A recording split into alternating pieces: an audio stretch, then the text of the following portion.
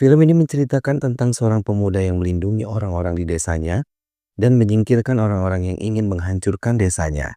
Hingga ia harus melawan kepala desanya sendiri karena telah melindungi putranya yang berbuat jahat pada penduduk desa. Bagaimanakah kisah selengkapnya? Simak alur ceritanya berikut ini.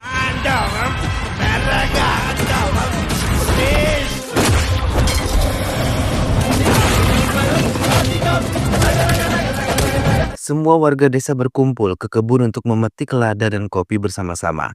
Mereka biasa melakukan itu karena sebagian besar mata pencarian mereka adalah berkebun. Tiba-tiba saat semua bekerja di kebun, seorang petugas polisi mencari Siva. Penanggung jawab kebun menjelaskan kalau Siva telah pergi mengirim hasil kebun mereka ke Kerala dan belum kembali. Shiva ఎక్కడున్నాడు? ఏమాలి ఏంటి కొత్త వాడు సార్ వీడు ఇంకొక మనిషికి శివ ఇంటికి పంపిస్తే శివ లోన్ అక్కడ దింపేసి బుధవారమే వచ్చేసాడు తీసుకుని వెళ్తానని నాతో చెప్పాడు అంటే నేను టెన్షన్ అవ్వాలి మధ్యలో Tak lama semua pekerja berlari ketika tahu Menakshi datang. Ia memanggil satu persatu pekerja kebun dan memberikan upah mereka. Semua berbaris rapi, namun karena Siva tidak ada, Menakshi meminta salah seorang kepercayaannya untuk memberikan upah Siva kepada orang tuanya. Shiva నువ్వే చెప్పు జాగ్రత్తగా తీసుకెళ్లి వాళ్ళ అమ్మ నాన్న Petugas mengancam penjaga kebun untuk segera memberitahu mereka keberadaan Siva atau ketika Siva kembali. మిమ్మల్ని అందరినీ బొక్కలో తోసి Sementara di tempat lain, keributan terjadi saat mobil yang dibawa Siva belum kunjung tiba. Hingga kepala daerah Nagamaidu meminta mereka untuk segera pergi dari tempat itu, walaupun Siva belum datang. Teman-teman Siva khawatir hal buruk terjadi pada Siva karena tidak seperti biasa Siva menghilang seperti ini. శివగడ్ లెక్క నువ్వు టెన్షన్ పడుతున్నావని ఎలా అట్నీ నాన్న మీరు బయట కూర్చో ఏంద్రా మనకిది ఖచ్చితంగా ఏదో జరిగినది బతుకుండడు పదా Penjaga kebun mencoba menenangkan petugas yang terus memarahinya saat bertanya keberadaan Siva. Ia menjelaskan mereka semua pekerja kebun ini tidak ada apa-apanya bila tidak ada Siva. Ia yang selalu cepat membantu siapapun yang dalam kesulitan. Saat itu banyak pekerja yang mati ketika memetik lada karena terjatuh. 1 tahun berlalu dan tidak ada orang yang bekerja hingga pohon lada tersebut terus meninggi dan tidak ada pekerja yang mau memetiknya. ఒక్క సంవత్సరం ఎవరు లేకపోయేసరికి Sampai Siva dengan keberaniannya memetiknya dan membuat tangga di pohon lada tersebut.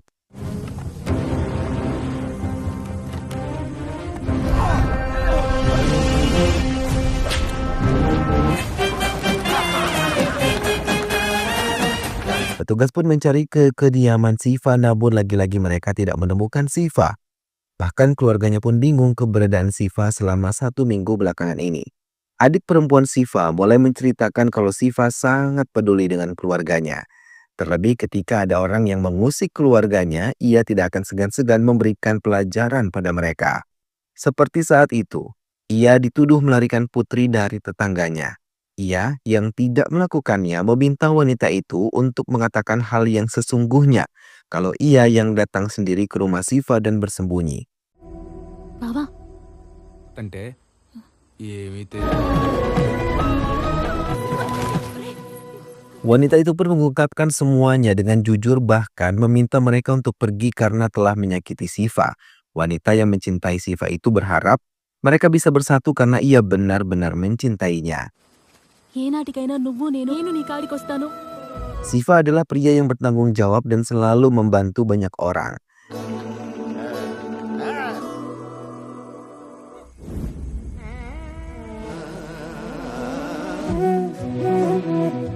ఉండగలనా ఉండగలవా లతలేము తలది ముంది సంద్రానియ Hingga lama-kelamaan Siva pun dekat dengan gadis yang bernama Mani. Namun ketika Mani mengungkapkan perasaannya, Siva mengatakan kalau ia hanya menyukai laki-laki. Ia adalah seorang penyuka sesama jenis. Mendengar hal itu, Mani tidak sadarkan diri setelah mendengar ejekan dari teman-temannya. నేను తేడా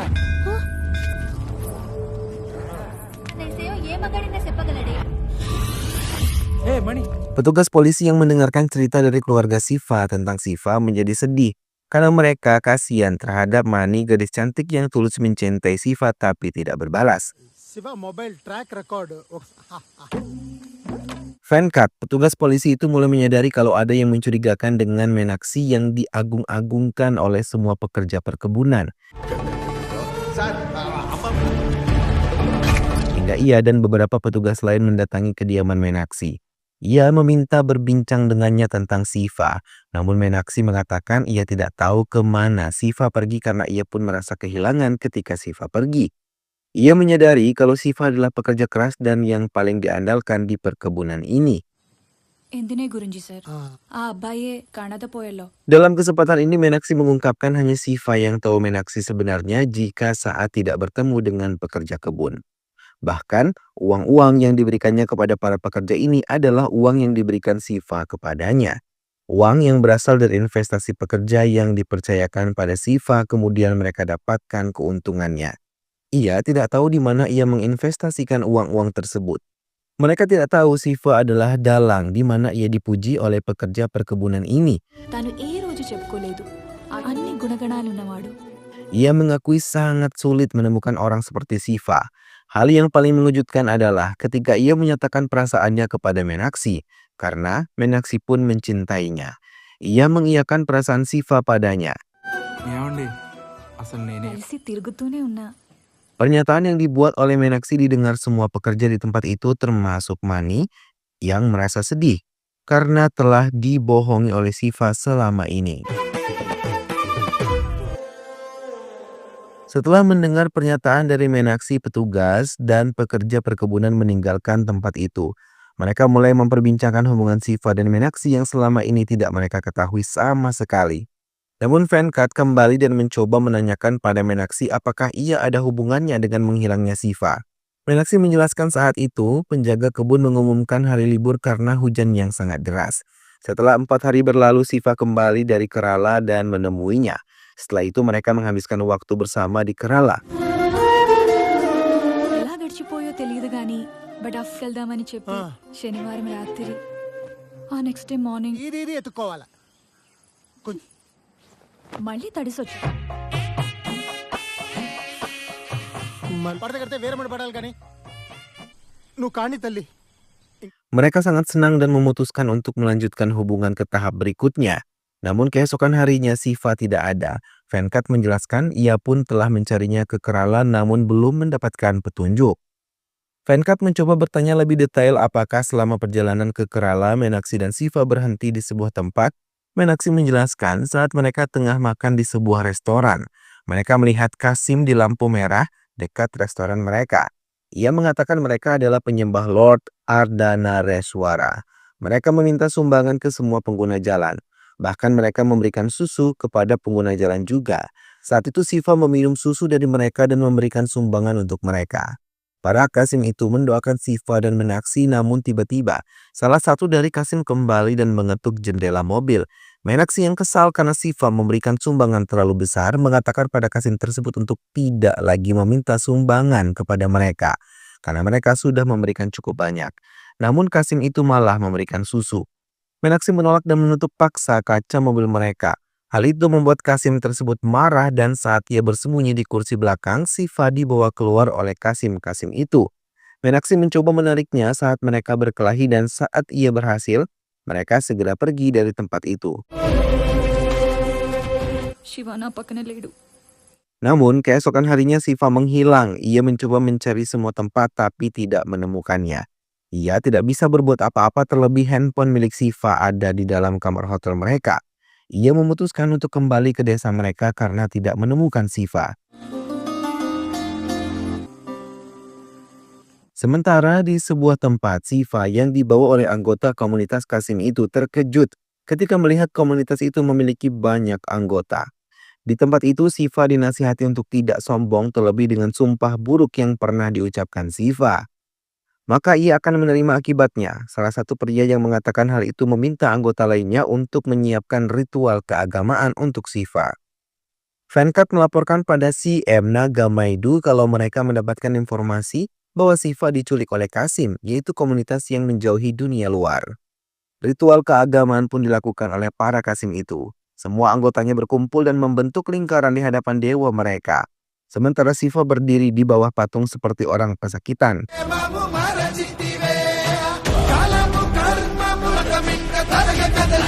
Ia mengatakan pada salah satu anggota Kasim itu, ia siap melakukan apapun untuk menebus kesalahannya yang mereka anggap besar. Kasim tersebut mengungkapkan Siva telah menebus kesalahannya sendiri dengan mengakuinya. Ia juga mengatakan kalau Siva adalah tamu pertama mereka di ritual keagamaan mereka dan ia meminta Siva mengikuti semua ritual ini dengan hikmat. Siva pun menurutinya dan mengikutinya semuanya dengan baik. Setelah upacara keagamaan selesai, Siva izin pamit pada Kesaf, salah satu anggota Kasim itu, dan meminta beberapa dari mereka untuk ikut bersamanya. Ia akan memberikan mereka pekerjaan di perkebunannya. Kesaf pun mengiyakan dan mengizinkan 4 orang anggotanya untuk ikut bersama Siva. Kedatangan Siva kembali ke desanya membuat warga sangat terkejut, terlebih ketika mereka melihat Siva membawa anggota Kasim ke desa mereka. Siva menjelaskan apa yang terjadi pada dirinya dan keputusan yang ia ambil untuk membawa mereka ke desanya. Ia harap warga desa bisa menerima mereka. CM Nagamaidu mendekati Siva dan mengungkapkan ia senang dengan apa yang dilakukan oleh Siva. Ia menyetujui apa yang dilakukan oleh Siva. Semua warga desa senang dan keempat Kasim itu pun merasakan bahagia karena diterima baik di desa tempat tinggal Siva. Namun tidak dengan Adi yang diam-diam mencintai Meenakshi tanpa diketahui orang lain. Siva mulai mengajari keempat Kasim itu untuk bekerja di perkebunan. Mereka senang hati menerima pekerjaan itu, bahkan mereka adalah pekerja keras dan banyak membantu pekerjaannya di perkebunan, hingga mereka menjadi tim yang baik. Hari pernikahan Siva dan Meenakshi telah tiba. Semua warga berkumpul merayakan kebahagiaan mereka kecuali Mani, gadis yang mencintai Siva tapi ditolak. Tak lupa hadir juga Kesaf yang merupakan pemimpin Kasim untuk memberikan doa yang terbaik untuk Siva dan Meenakshi. Mani yang merasa sedih datang ke pesta pernikahan Siva dalam keadaan lusuh. Melihat keadaan Mani seperti itu, Siva merasa bersalah dan meninggalkan mimbar agama untuk mendekati Mani. Ia mencoba menjelaskan semuanya, namun Mani merasa tertipu karena Siva malah mencintai Meenakshi. Bahkan ia memaksa Siva untuk menikahinya. Semua yang ada di tempat itu merasa terkejut. Ayah Mani yang merasa malu membawa putrinya pulang.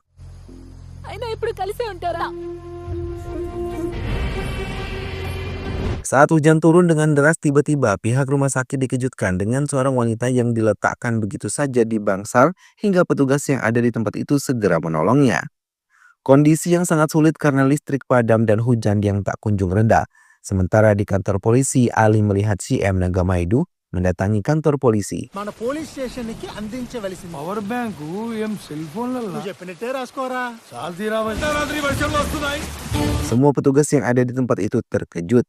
Ia menceritakan kalau Adi telah menghilang selama 2 hari ini. Ia curiga pada Siva yang merupakan anggota Kasim. Ia memohon pada petugas untuk bisa menemukan Adi karena ia adalah putranya satu-satunya. అయ్యా అంత దూరం Sripati Tak lama CM pergi, Venkat mendapatkan telepon dari rumah sakit kalau mereka mendapatkan korban wanita dengan tengah sekarat. Dengan cepat Venkat dan teman-temannya mendatangi rumah sakit dan terkejut ketika melihat korban itu adalah Mani. Tubuh Mani penuh luka, bahkan wajahnya hampir tidak dikenali karena luka lebam yang dideritanya.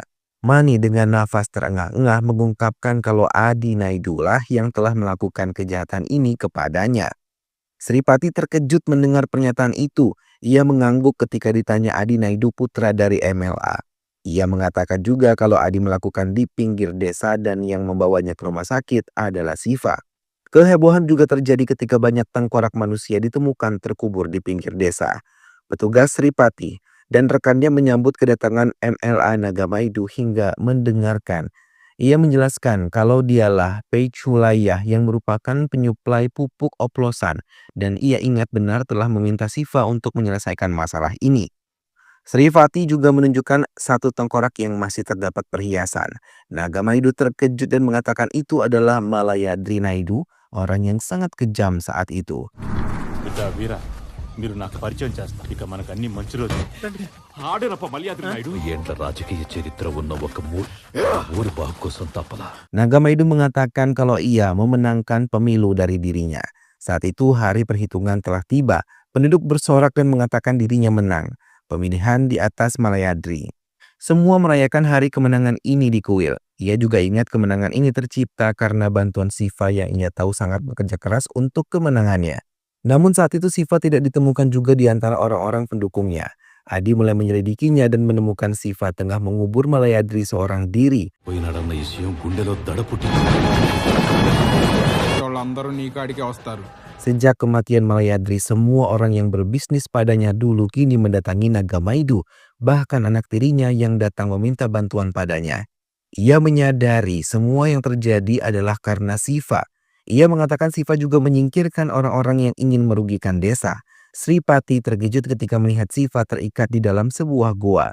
Nagamaidu menjelaskan ia terpaksa melakukan hal itu untuk menyelamatkan Adi. Hingga ialah yang meminta putranya untuk pergi dari desa ini setelah melakukan perbuatan jahat pada Mani.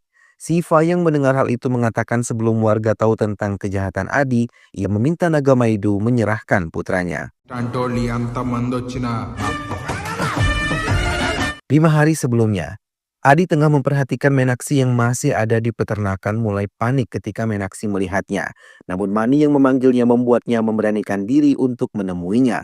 Mani meminta Adi untuk masuk ke area peternakan itu yang merupakan pekarangan rumahnya dan memperlakukannya dengan baik. Mereka berbincang hangat hingga tiba-tiba Adi mengungkapkan kalau dirinya mencintai Menaksi. Hal itu membuat terkejut dan mengusirnya keluar dari rumahnya. Namun Adi malah menceritakan awal mulanya ia mencintai Menaksi dan merasa terluka ketika Menaksi memilih Siva menjadi pendamping hidupnya. Menaksi menangis dan memohon untuk meninggalkan rumahnya, tapi Adi marah dan menyentaknya. Perlakuan Adi diceritakan Menaksi pada ayahnya dan menyampaikannya pada Nagamaidu. Mereka tidak mau Siva mengetahui hal itu, hingga mereka memutuskan untuk menutup rapat hal tersebut setelah ia menegur Adi tentang kesalahannya pada Menaksi. నేను బాధపడను. ఎవరితో పెట్టుకుంటాను? ఏ ఒక్కరోజు లేదు. కానీ Namun Adi sama sekali tidak mengerti hingga setelah mendapatkan teguran dari ayahnya, ia pergi meninggalkan ayahnya dan mengunjungi putra dari Malayadri. Ia menikmati minuman haramnya dan meracau tentang Siva yang menyingkirkan Malayadri hingga Nagamaidu bisa naik dan menang dalam pemilihan itu. Mendengar hal tersebut, Vera, putra Malayadri sangat kesal, namun lebih kesal lagi ketika Adi mengungkapkan rasa cintanya pada Menaksi. Meenakshi కోసం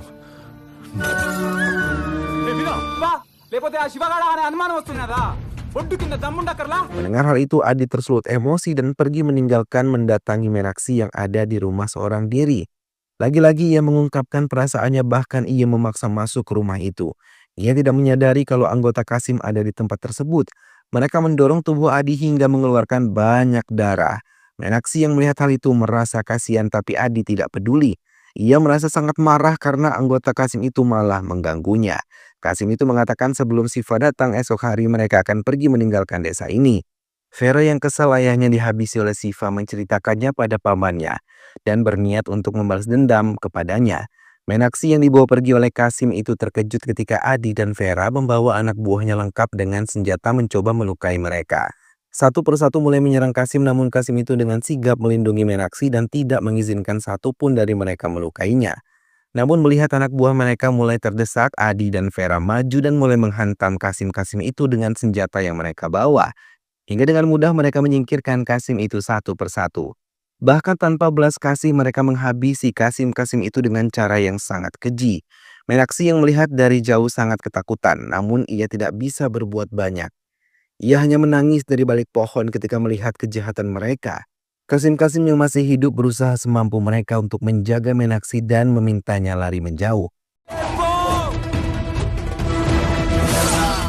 Adi dan Vera yang telah kerasukan iblis berlari mengejar Menaksi. Mana yang melihat Menaksi dalam bahaya segera mendekatinya dan mencoba melindunginya. Keduanya bersembunyi di balik semak-semak. Adi yang tahu Mani menolong Menaksi membuatnya sangat murka. Ia mengejar Mani yang sengaja mengumpan mereka agar Menaksi bisa melarikan diri. Adi melempar Mani dengan batu hingga mengakibatkan ia tersungkur. Dalam kesempatan itu Adi mencoba menyerangnya, namun Mani mencoba menyerang mereka seorang diri. Jumlah mereka yang begitu banyak membuat Mani terdesak dan tertikam di area perutnya. Salah satu warga yang melihat hal itu menjerit dan mencoba menolongnya. Namun ia terlambat karena Adi dengan sangat keji menikam berulang kali. Warga berlari dan mengejar mobil Siva yang melintas. Ia berteriak dan beruntung Siva melihat dan mendengarnya. Dengan cepat ia menghentikan mobilnya dan mendengarkan semua cerita tentang penyiksaan Mani yang dilakukan oleh Adi. Mani sendiri yang tertikam berulang kali tidak begitu saja ditinggalkan. Ia disiksa berulang kali hingga hal itu dihentikan ketika mereka melihat dua Kasim datang dan menyerang Adi. Mereka kembali berkelahi dan kali ini Kasim berhasil menghantam kepala Adi.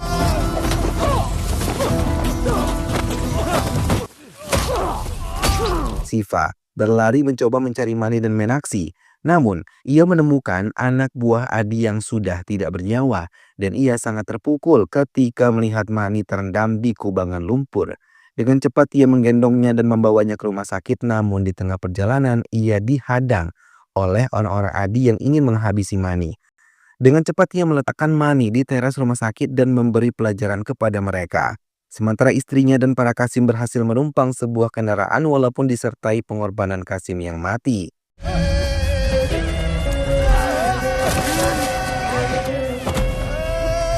Siva mendatangi kediaman Vera dan memberikannya pelajaran.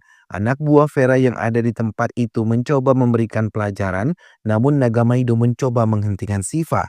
Melihat hal itu, Siva menjelaskan kalau semua yang dilakukan oleh Nagamaido adalah salah karena telah membela yang salah. Nagamaido memohon untuk mengampuni Adi, namun Siva sama sekali tidak mengindahkan keinginan Nagamaido. Ia malah menghajar semua anak buah Adi dan Vera hingga Nagamaido tidak mau melihat apa yang terjadi. Ia tidak tahu kalau saat itu Siva terkena pukulan mereka berulang kali hingga Siva tidak berdaya dan dibawa oleh mereka untuk disekap. Di masa sekarang, semua warga bertanya-tanya kemana Menaksi dan Siva saat ini karena mereka menghilang tiba-tiba. Mereka terkejut ketika menemukan salah satu Kasim yang tengah terluka menggantung Adi di pohon. Warga memanggil Nagamaido dan mereka pun memukuli Kasim hingga akhirnya menikamnya hingga tewas. Melihat hal itu, Nagamaido sangat merasa bersalah karena Kasim-Kasim itu pernah berbuat baik pada mereka. Menaksi dan keluarganya yang tiba di desa Pulikan Rika membuat terkejut Kesaf terlebih ketika ia melihat salah satu anggotanya tewas dengan sangat mengerikan. Sementara warga mulai sibuk menurunkan tubuh Adi yang selama berhari-hari tergantung. Kesaf benar-benar murka dengan kejadian yang menimpa semuanya. Ia mendatangi desa Dapalpur dan melihat keadaan Mani yang masih dirawat dan masih dalam keadaan yang sangat mengkhawatirkan. Tak lama Siva datang pun tidak kalah mengkhawatirkan keadaannya. Semua yang ada di rumah itu menangis pilu dengan penderitaan keduanya. Tak lama Mani mengembuskan napasnya, semua orang yang ada di tempat itu sangat terpukul. Mereka menangis namun Kesaf dengan sigap membawa Siva menjauh dari Mani karena ia tidak mau menimbulkan fitnah karena Siva telah menikah dengan Menaksi. Semua warga menangis meratapi kepergian Mani. Mereka mengantar upacara kremasi. Menaksi memeluk tubuh Siva dan menangis penuh luka sementara Siva dan Kesaf menatap penuh dendam kematian Mani yang sangat memilukan.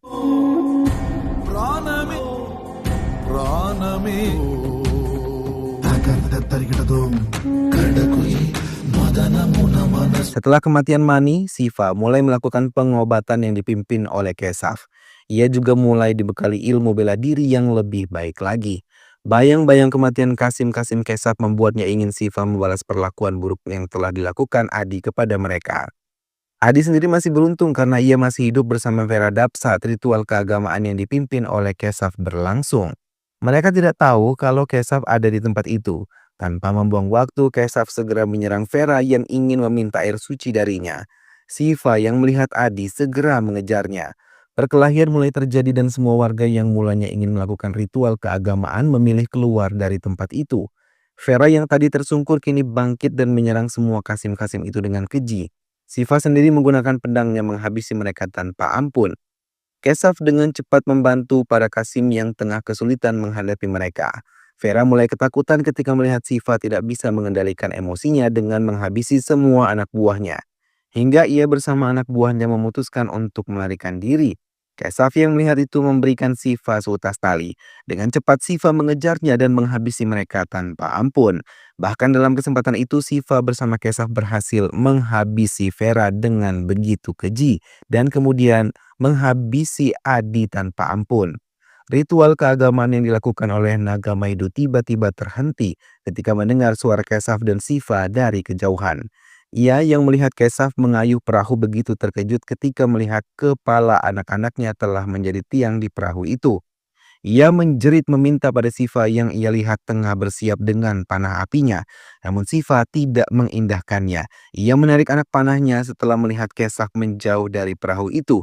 Hingga tak lama perahu itu terbakar hebat. Naga Maidu yang melihat hal itu hanya bisa menangis. Dan film pun selesai.